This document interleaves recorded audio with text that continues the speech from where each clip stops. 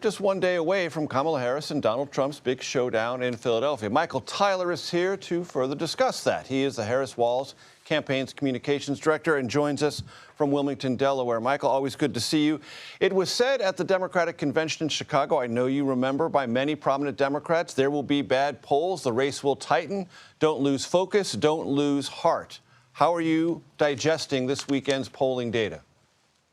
Yeah, well, thank you, Major, for having me. Listen, I think what the polling data shows is what we know to be true. This is going to be a very, very close and competitive presidential campaign. It's going to come down to tens of thousands of votes in a handful of states. And so that's why nights like tomorrow night matter. But frankly, what matters even more is the work that this campaign is going to do coming off of the debate on Tuesday night, when we're hitting the road and campaigning across every single battleground state. We're going to hit every media market in every battleground state between Thursday and Sunday of this week, because we have to leave no stone untouched over the course of the last 2 months of this campaign. One campaign is putting in the work to do that. The vice president is doing so. Donald Trump, it remains to be seen the degree to which they're going to put in the effort to actually get the job done. But we know between now and November, we're going to do everything at our disposal to reach every single voter that is going to help us decide the pathway to 270 electoral votes. Who is the favorite and who is the underdog tomorrow night?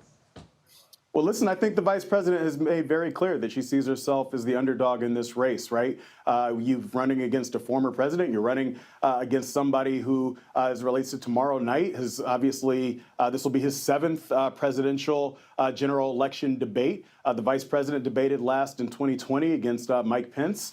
He's also a showman who's going to be somewhat restrained by the muted microphones, given the fact that his team decided to overrule his decision here. But at the end of the day, the vice president is going to be ready to present her vision for where she wants to take this country and contrast that against whatever version of Donald Trump shows up. No matter what his behavior is like, I think you're going to see him and his Extreme Project 2025 agenda on full display, not just tomorrow night, but for the remainder of this campaign. And so the vice president sees this as an opportunity to continue to introduce herself to the American people, to continue to demonstrate what her vision is going to be for the next 4 years, and to make sure that the electorate understands the fundamental choice in this election. After the first debate, which involved President Biden and former President Trump, the vice president was interviewed and said that the former president lied many times during that debate.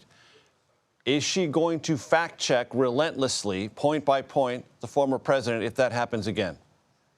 Well, listen, I'm not going to get into too many of the previews of the debate strategy here, but I think it should come as no surprise to the American people that Donald Trump will, in fact, get up on that debate stage and lie for the entirety of it. That's what you see out of Donald Trump every single day. And so that's why, the vice president, of course, will make sure that people understand what the truth is. But this campaign will make sure that people understand exactly the threat that Donald Trump poses to the American people on every single issue. No matter what he says on abortion, we'll make sure that the American people understand that if he's able to regain power, he does plan to enact a national abortion ban with or without Congress. We'll make sure that the American people understand that if he returns to power, he wants to do nothing more than give more tax cuts to the ultra wealthy and more handouts to corporations. We'll make sure that people understand, as he himself often tweets or puts on Truth Social, as he did over this weekend, that if he's able to regain power, he intends to jail his political opponents and tear down the Constitution, as he has made clear. So we know the type of person that's going to show up in the debate stage. This campaign is going to remain disciplined and make sure that the people actually understand the true nature of the choice in this election. Michael, to what degree does the vice president have to convey to the American public strength similar to that of former President Trump? Well, listen, I think what she has to convey is what she's been doing since July 21st, right? She's speaking to the fundamental choice in this election, and she's speaking to what the American people actually want, right? They're looking for a new way forward, and that's what she has been presenting over the course of the past few weeks. Obviously, you saw it in Chicago during the convention, but you've seen her do this out on the stump, demonstrate how she intends to govern this country if elected. And so we'll certainly do that tomorrow night and contrast that against the sort of dark vision that Donald Trump has, the work that he wants to do to roll back the progress that we have made, the work that he wants to do to again, enact a national abortion ban, the chaos that he wants to sow, the division that he wants to sow. I think that stands complete opposite to the way that the vice president wants to govern, right? No matter the issue, whether it's the economy that she wants to build so that people have the opportunity to actually get ahead instead of just get by, whether we're talking about the fundamental rights and freedoms that she's going to stand up for. On every issue, you have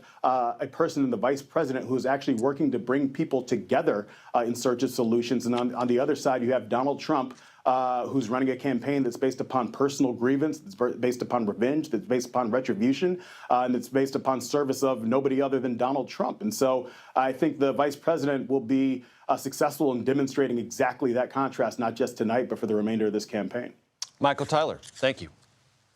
Thank you so much.